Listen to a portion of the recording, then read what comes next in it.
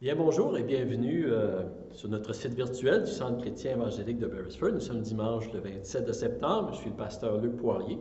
Ça me fait plaisir de vous accueillir et j'espère que ces messages sont une source d'encouragement pour vous et dans votre foi en Dieu aussi.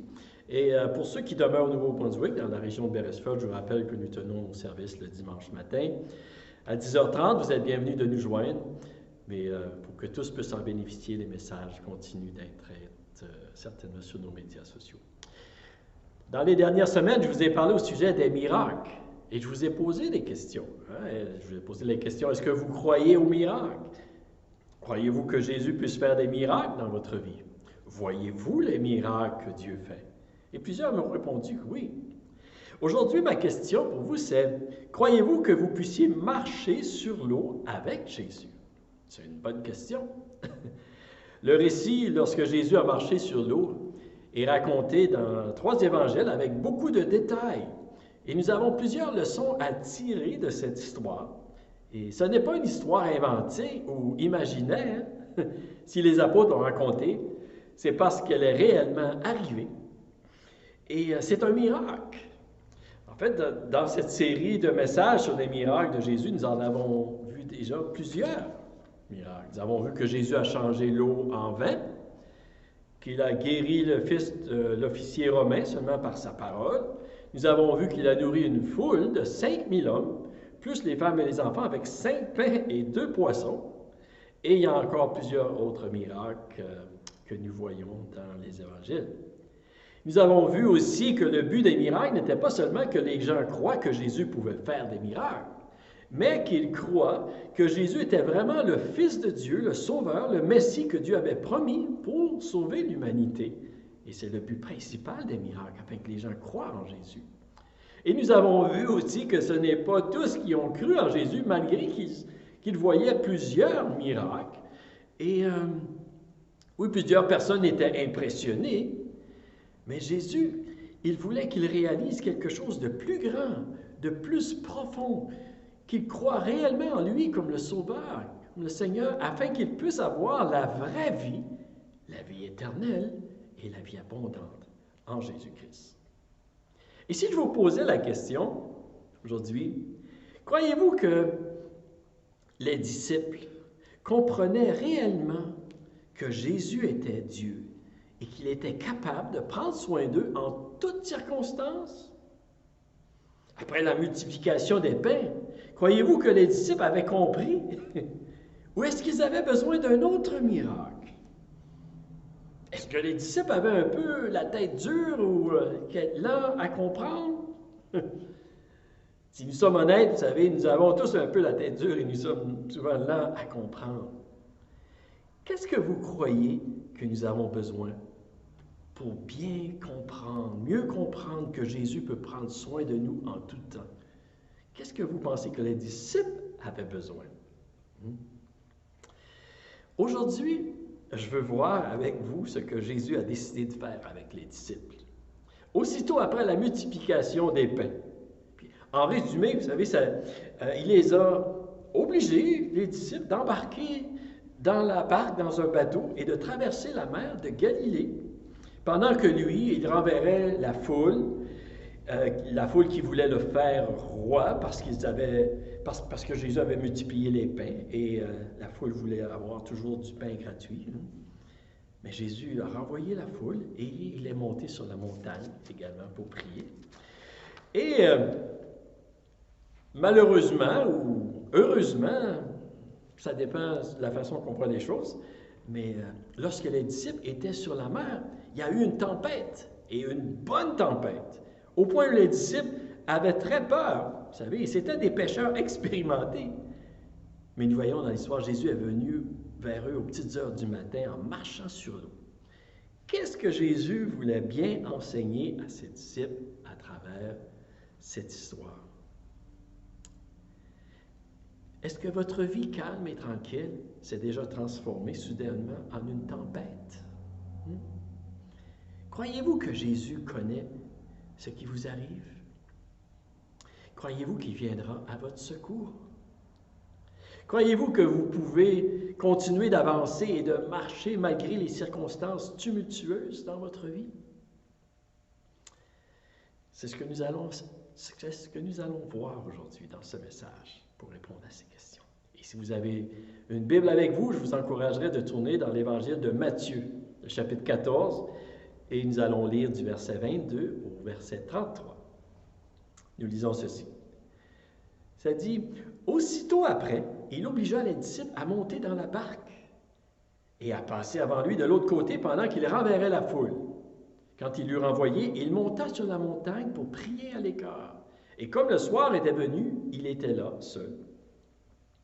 La barque, déjà au milieu de la mer, était battue par les flots, car le vent était contraire. À la 4e veille de la nuit, Jésus alla vers eux, marchant sur la mer. Quand les disciples le virent marcher sur la mer, ils furent troublés et dirent, « C'est un fantôme !» Et dans leur frayeur, ils poussèrent des cris. Jésus leur dit aussitôt, « Rassurez-vous, c'est moi, n'ayez pas peur. » Pierre lui répondit, « Seigneur, si c'est toi, ordonne que j'aille vers toi sur les eaux. » Et il dit, « Viens. » Pierre sortit de la barque et marcha sur les eaux pour aller vers Jésus. Mais voyant que le vent était fort, il eut peur, et comme il commençait à enfoncer, il s'écria, « Seigneur, sauve-moi » Aussitôt Jésus étendit la main, le saisit et lui dit, « Homme de peu de foi, pourquoi as-tu douté? » Et ils montèrent dans la barque, et le vent cessa. Ceux qui étaient dans la barque vinrent se prosterner devant Jésus et dire, « Tu es véritablement le Fils de Dieu. » Nous allons prier. Seigneur, je prie que tu nous aides à comprendre cette vérité que tu as voulu enseigner à tes disciples, Seigneur, lorsque tu es venu marcher sur l'eau pour les secourir dans la tempête. Seigneur, je prie que tu nous aides, que tu affermis notre foi, notre confiance en toi, Seigneur, même dans les situations tumultueuses que nous vivons. C'est ma prière aujourd'hui et je prie que tu m'aides à partager ce message pour ta gloire et l'avancement de ton royaume dans la vie de tous ceux qui écoutent ce message. Au nom de Jésus, je te demande ces choses. Amen. Amen. Il y a 3 vérités, vous savez, que je veux que nous retenons dans cette histoire miraculeuse aujourd'hui. Il y en a plusieurs, il y en a d'autres, mais il y en a 3 que je veux que nous retenons. La première, c'est que les tempêtes font souvent partie de la volonté de Dieu. Nous avons lu dans le verset 22 qui nous dit « Aussitôt après, il obligea les disciples à monter dans la barque et à passer avant lui de l'autre côté pendant qu'il renverrait la foule. » Ici, nous voyons que c'est Jésus qui leur a demandé, qui les a dirigés à monter dans la barque. Et ça se produit, vous savez, aussitôt après que la foule a mangé les pains.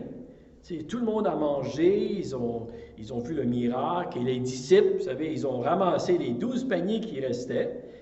Et à ce moment-là, Jésus contraint ses disciples de monter dans la barque et de le précéder de l'autre côté de la mer, vers une ville, Bethsaïda, et nous croyons que c'était environ 7 à 8 kilomètres sur la mer qu'il devait traverser. La mer est calme, et Jésus renvoie la foule, il monte sur la montagne pour prier, et les disciples, ils partent sur la mer. Partons, la mer est belle.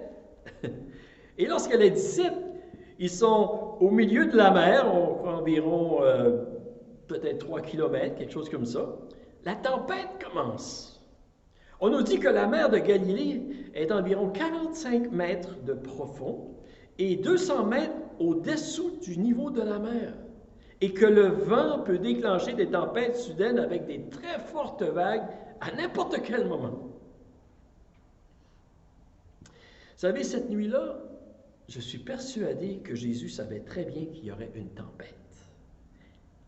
Et pourtant, il leur a dit d'embarquer dans la barque et d'aller sur la mer.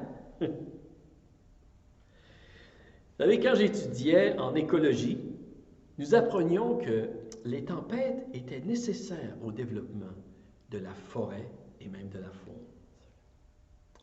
Les tempêtes dans notre vie, vous savez, font partie de notre formation pour devenir de vrais disciples de Jésus-Christ.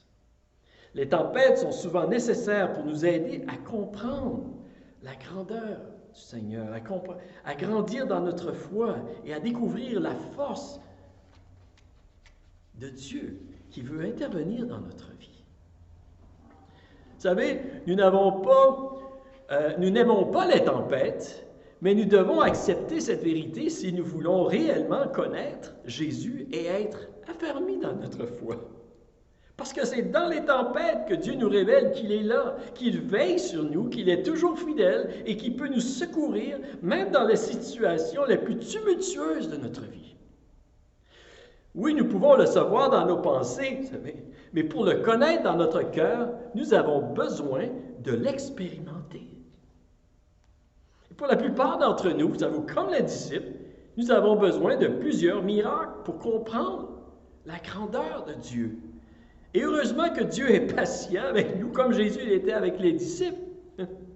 Nous lisons dans l'Évangile de Marc, vous savez, au chapitre 6, au verset 50 et 52, nous lisons ceci, c'est le récit de la même histoire un peu.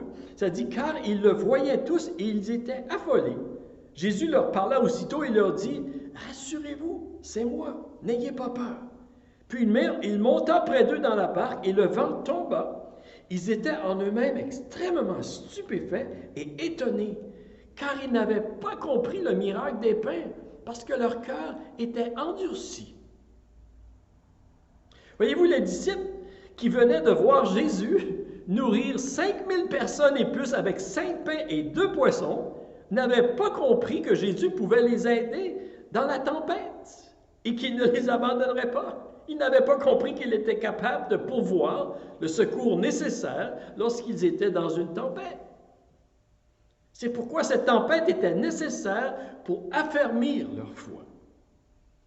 Et je peux vous dire que dans ma vie personnelle, j'ai passé à travers des tempêtes et des bonnes tempêtes. Et le Seigneur a affermi, solidifié ma foi en lui à travers ces tempêtes. Notre monde aujourd'hui connaît la pandémie, une tempête, on pourrait dire, sans précédent. Toute la population de la planète est affectée par ce virus, que nous soyons croyants ou non. J'entendais un prédicateur dernièrement dire quelque chose qui m'a fait beaucoup réfléchir, vous savez. Il disait que ce que nous vivons présentement n'est pas seulement une tempête, mais que c'est une préparation pour ce qui s'en vient sur la planète. Pour la vraie tempête qui s'en vient sur la planète. Oh! Ça m'a fait réfléchir sérieusement. Et ça m'a fait penser aux disciples aussi, vous savez. Les disciples que nous voyons dans cette histoire, à ce moment ici, ils étaient dans une barque et ils ont connu une tempête physique avec des vents, des vagues. Ils ont eu peur pour leur vie, même s'ils étaient des pêcheurs expérimentés.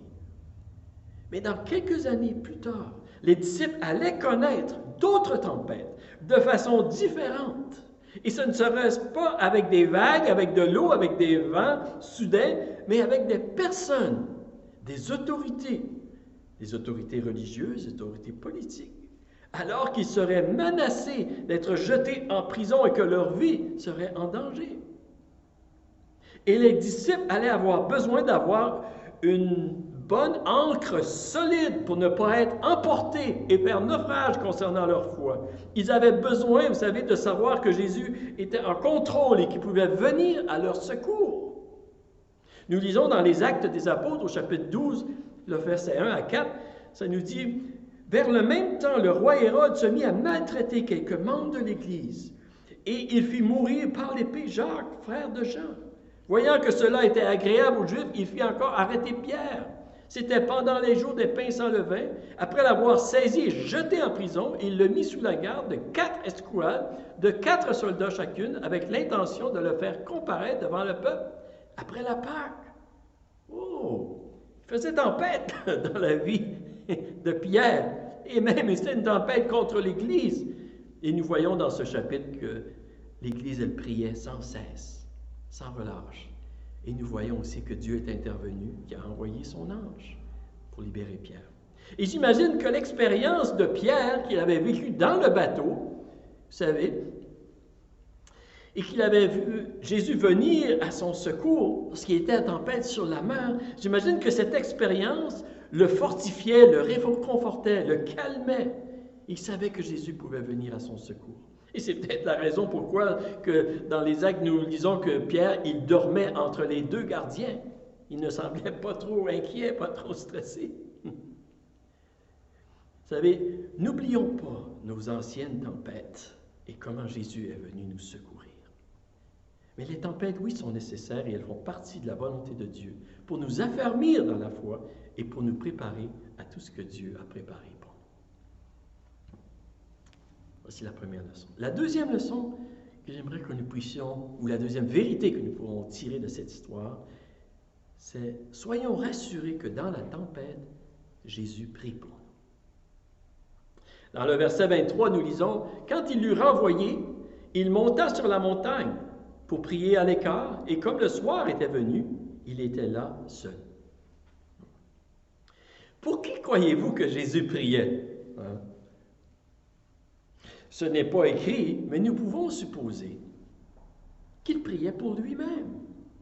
Vous savez, durant cette même journée, Jésus venait juste d'apprendre que son cousin Jean-Baptiste avait été décapité, son ami, son compagnon d'œuvre, et Jésus était attristé par cette nouvelle. Jésus, vous savez, il avait des sentiments, il expérimentait de la joie, de la tristesse aussi, et même de la colère.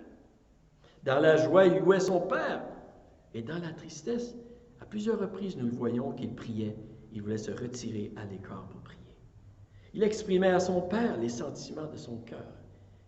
Vous savez, Jésus était en contact, en anglais on dit « in touch », avec les émotions qui se produisaient dans son cœur.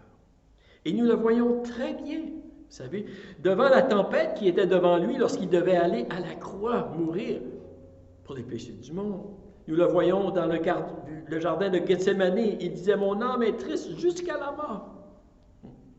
Si nous voulons traverser les tempêtes, dans notre vie, les tempêtes de tristesse, de deuil, de désappointement, nous devons, comme Jésus, prier pour nous et nous devons aussi ouvrir notre cœur au Seigneur, à notre Père Céleste et lui exprimer nos peines, nos craintes, nos angoisses. Et c'est la façon qui pourra guérir notre cœur.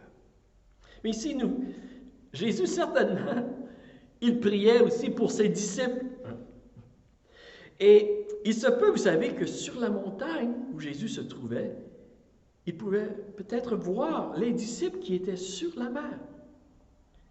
Les disciples étaient au milieu de la mer, dans le bateau. Ils ramaient de peine et de misère. Ils essayaient de leur mieux de garder le bateau, de chavirer, de garder la direction, vous savez, où ils devaient aller. Et nous savons finalement qu'ils ont accosté ailleurs que là où ils allaient. Ils ont accosté à Génézareth, là où finalement ils ont été, Jésus a guéri beaucoup de malades et prêché le royaume de Dieu. Parfois, il y a des changements dans les tempêtes que nous vivons. Mais ici, nous voyons que les disciples étaient au milieu de la mer. Ils ramaient de peine et de misère. Et Jésus était sur la montagne et il priait, et certainement il priait pour eux. Jésus priait souvent pour ses disciples. À une autre occasion, un jour, Jésus a dit à Pierre, dans Luc, le chapitre 22, versets 31 et 32, nous lisons, ça dit « Simon, Simon, Satan vous a réclamé pour vous cribler comme le froment, mais j'ai prié pour toi afin que ta foi ne défaille point. » À ce moment-là, vous savez, dans cette circonstance, c'est Satan qui produisait la tempête dans les pensées de Pierre et les disciples. Oui, pour les décourager, les détruire, les séduire, les détourner de la volonté de Dieu. Mais Jésus priait pour eux. Et nous voyons dans l'histoire que la foi de Pierre a été affermie et qu'il a tenu coup, malgré quelques hauts et quelques bas à travers tout. Et nous voyons aussi dans cette histoire, vous savez qu'à la fin, la tempête du diable pour décourager Pierre et les disciples a simplement servi à affermir l'humilité dans le cœur de Pierre et de faire de lui un apôtre humble et puissant pour le Seigneur. Vous savez, parfois les tempêtes, ça nettoie. Parce que le vent souffle, ça ramasse et ça nettoie des choses. Parfois, les tempêtes, ça nous force à nettoyer aussi. Mais dans notre vie, parfois les tempêtes, ça nettoie aussi des doutes, des habitudes, des attitudes qui ont besoin d'être nettoyées. Et ici, dans la vie de Pierre, il y avait de l'orgueil, il y avait une surconfiance en lui-même, et cette tempête lui a permis d'être affermi dans l'humilité et devenir l'homme de Dieu qu'il est devenu. Nous devons savoir que Jésus prie pour nous lorsque nous choisissons de faire sa volonté, d'embarquer dans la barque et surtout lorsqu'il fait tempête. Très important.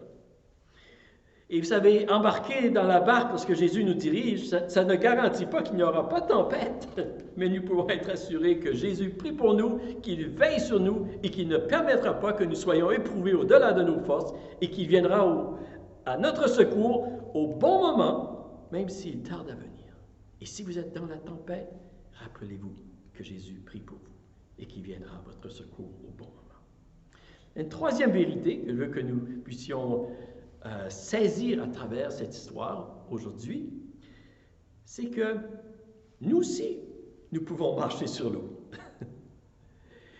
Nous lisons dans Matthieu, toujours au chapitre 14, à partir du verset 28, ça nous dit, Pierre lui répondit, « Seigneur, si c'est toi, ordonne que j'aille vers toi sur les eaux. » Et il dit, « Viens. » Pierre sortit de la barque et marcha sur les eaux pour aller vers Jésus. Vous savez, Jésus a choisi de marcher sur l'eau pour aller rejoindre les disciples.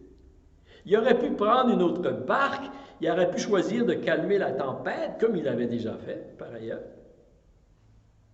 Mais il a choisi de marcher sur l'eau. Vous savez, on peut prier, demander des choses au Seigneur, certainement, mais on ne peut jamais lui dicter la façon de nous répondre. C'est lui qui décide. Et comme d'autres miracles que Jésus a fait, vous savez, ce miracle nous révèle que Jésus est au-dessus des lois de la nature, qu'il peut agir surnaturellement, qu'il n'y a rien d'impossible à lui, qu'il n'y a pas de limite humaine comme nous en avons.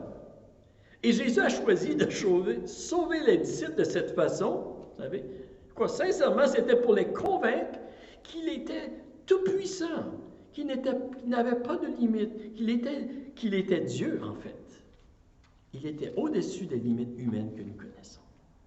Et je crois une autre raison aussi était que Jésus voulait leur montrer qu'ils pouvaient eux-mêmes aussi marcher sur l'eau dans les tempêtes qu'ils rencontraient. Et c'est pourquoi lorsque Pierre a dit à Jésus, « Si c'est toi, ordonne que j'aille vers toi », Jésus lui a dit, « Viens.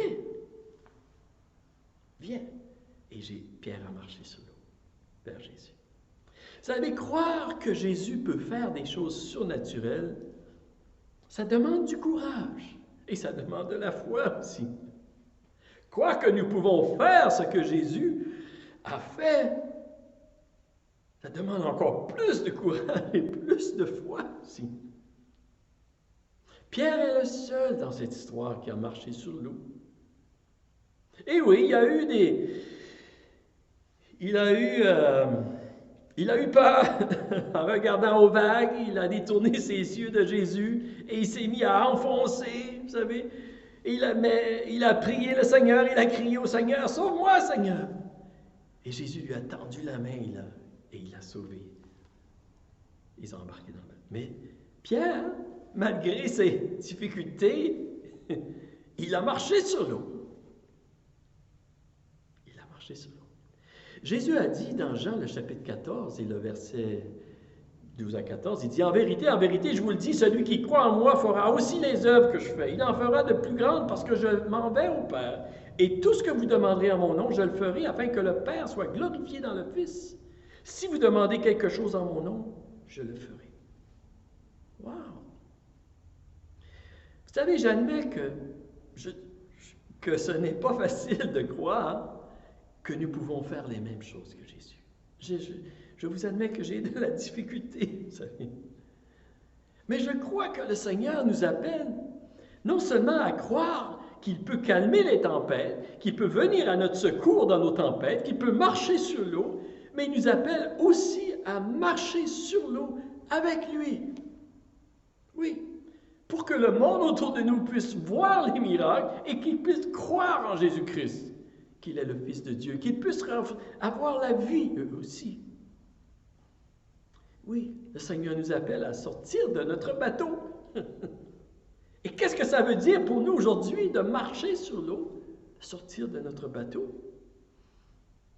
Ça veut dire, vous savez, d'être prêt à mettre notre confiance en Jésus lorsqu'il nous appelle à lui, de mettre de côté les choses dans lesquelles nous plaçons notre sécurité lorsqu'il nous dit « Viens à moi », et de placer notre sécurité et notre confiance en lui. Vous savez, alors que tout est en train de s'écrouler dans notre monde, que la tempête s'abat sur notre planète avec des vents et des vagues de toutes sortes, il n'y en a qu'un qui nous offre une sécurité fiable et durable, un secours qui ne manque jamais dans la détresse. Et c'est Jésus-Christ. C'est Jésus-Christ. Oui, nous devons embarquer dans la barque et rechercher à faire sa volonté, vous savez. Oui, certainement. Et si nous voulons réellement faire une différence dans notre monde, nous devons être prêts aussi de sortir de notre bateau vraiment lorsqu'il nous dit « Viens », vous savez. Oui. Et nous aussi, les miracles de Jésus s'accompliront à travers de nos vies pour que le monde puisse croire en lui. Mais bien sûr, nous devons garder nos yeux sur lui. Les disciples, à la fin de cette histoire, ils ont dit « Tu es véritablement le Fils de Dieu ». Oui, ils ont cru, leur foi a été affermie. Et c'est ce que Dieu veut faire dans votre vie, dans ma vie, dans chacun de nous. En conclusion, 3 vérités à tirer de la marche miraculeuse sur l'eau. Oui. Oui, les tempêtes font souvent partie de la volonté de Dieu pour nous affermir et nous préparer à ce qu'il veut faire en nous et à travers de nous. Une deuxième leçon, Jésus prie pour nous dans la tempête. Il nous voit et il viendra à notre secours, vous savez, au bon moment, même si ça peut tarder. Une troisième leçon, même nous pouvons marcher sur l'eau pour la gloire de Dieu. Et c'est important que nous gardons nos yeux sur Jésus. Et je vous pose la question aujourd'hui, où êtes-vous? Où êtes-vous aujourd'hui? À quel endroit vous situez-vous? Est-ce que vous êtes sur la rive? Vous n'avez pas encore pris une décision de suivre Jésus, de l'accepter vraiment et d'embarquer dans la barque. Je vous encourage aujourd'hui de le recevoir dans votre vie, de lui dire « Oui, Seigneur, je veux te suivre, je veux marcher avec toi. Qu'importe s'il y a des tempêtes, je veux marcher avec toi. Je crois que tu es le sauveur que j'ai besoin dans ma vie. » Je vous encourage de l'accepter dans votre vie. Il viendra. Il sera avec vous. Êtes-vous sur la rive? Ou êtes-vous dans le bateau et il fait tempête? Rappelez-vous que Jésus prie pour vous et qu'il viendra à votre secours au bon moment. Il est fidèle. Il va vous montrer que vous êtes fidèle. Et il utilisera cette tempête pour affermir votre foi. Ou êtes-vous en train de marcher sur l'eau? Vous avez décidé de... Vous faites confiance au Seigneur et vous voulez avancer, vous voulez qu'il se glorifie à travers de vous. Gardez vos yeux sur Jésus. Je vois comment. Et si vous commencez à vous enfoncer, criez à lui. Il vous prendra par la main et vous relèvera aussi, comme il a fait pour Pierre. Amen. À ce temps-ci, j'aimerais de prendre quelques instants pour prier. Et Dieu voulant, dans 2 semaines, parce que la semaine prochaine, je serai absent encore, mais dans 2 semaines, nous parlerons du miracle de la pêche miraculeuse que Jésus a fait. Mais à ce moment ici, j'aimerais de prier pour vous et prier avec vous. Seigneur, nous te remercions que, en toutes circonstances, Seigneur, nous pouvons être rassurés de ton amour, de ta grâce, Seigneur, de ton désir de venir à notre secours. Oui, Seigneur. Et comme tu l'as bien démontré, Seigneur, dans cette histoire où tu es venu au secours de tes disciples, Seigneur, tu le fais également pour nous. Merci, Seigneur Dieu. Merci d'être là, Seigneur. Je prie, Seigneur, aujourd'hui, s'il y a des gens qui n'ont pas encore pris la décision d'accepter, oui, de te suivre, Seigneur, dans leur vie, de mettre leur vie en toi, d'embarquer dans la barque, je prie que tu les aides aujourd'hui dans leur cœur de dire oui, Seigneur, oui à toi, et d'embarquer dans la barque, de rechercher ta volonté, Seigneur, pour leur vie, car c'est la meilleure décision qu'ils peuvent faire. Aide-les de croire que tu es venu, que tu es mort sur la croix pour leurs péchés, Seigneur, pour les pardonner, pour leur donner la vie éternelle et la vie abondante. Je te demande, Seigneur, aujourd'hui d'aider ces gens. Et je prie, Seigneur, aussi pour ceux qui sont dans la barque et qui vivent des tempêtes présentement, Seigneur Dieu, et qui ne savent pas, Seigneur Dieu, si tu vois, Seigneur, ce qu'ils vivent et qui ne savent pas si tu vas venir à leur secours. Je prie que par ton esprit, tu viennes les rassurer, Seigneur Dieu. Que tu viennes les rassurer, Seigneur. Que tu es là, que tu intercèdes pour eux, tu pries pour eux, Seigneur. Et tu vas venir au bon moment, Seigneur, les aider. Viens, Seigneur, afin qu'ils puissent avoir la paix, le calme et continuer à mettre leur confiance en toi. C'est ma prière, Seigneur, pour eux aujourd'hui. Et je prie pour ceux, Seigneur Dieu, Seigneur Dieu, qui ont pris un pas de foi, qui avancent, Seigneur Dieu, et qui ont entendu ta voix, qui leur dit, viens à moi, et qu'ils ont sorti du bateau, qu'ils ont mis leur confiance en toi, Seigneur Dieu, et mis leur sécurité de côté, Seigneur. Je prie que tu viennes les rassurer, Seigneur, que tu les aides à garder leurs yeux sur toi, Seigneur, malgré les vagues et les vents qui viennent, Seigneur Dieu, qui viennent, Seigneur Dieu, pour les détourner de toi. Fortifie-les dans leur foi, Seigneur. Et prends leurs mains, Seigneur. C'est ma prière. Merci, Seigneur. Merci que même si notre monde est en train de s'écrouler, nous avons une espérance et une confiance en toi, éternelle et solide, un ancre solide, un secours qui ne manque jamais dans la détresse. Merci, Dieu, que cette parole porte de bons fruits dans le cœur et dans la vie de chacun qui écoute ce message. C'est ma prière, Seigneur. Je te demande ces choses au nom de Jésus. Merci, Dieu. Merci, Jésus. Amen. Amen. Bien, je vous remercie beaucoup, tout le monde, pour votre attention. Et je vous souhaite une très belle semaine. Nous débutons l'automne et profitez de la nature, des belles couleurs dans la forêt. Et que Dieu vous bénisse abondamment. Je prie pour vous. Et je vous remercie aussi de prier pour moi. Que Dieu vous bénisse.